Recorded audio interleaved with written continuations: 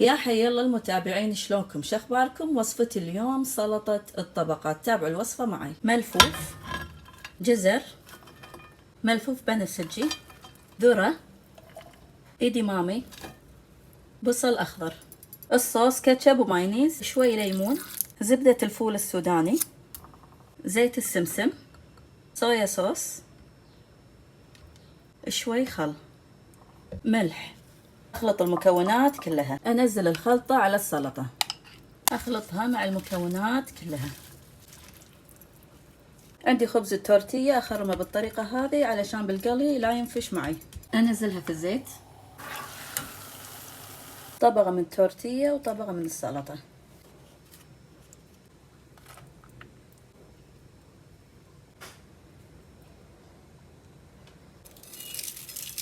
علينا وعلى عيونكم بألف عافية.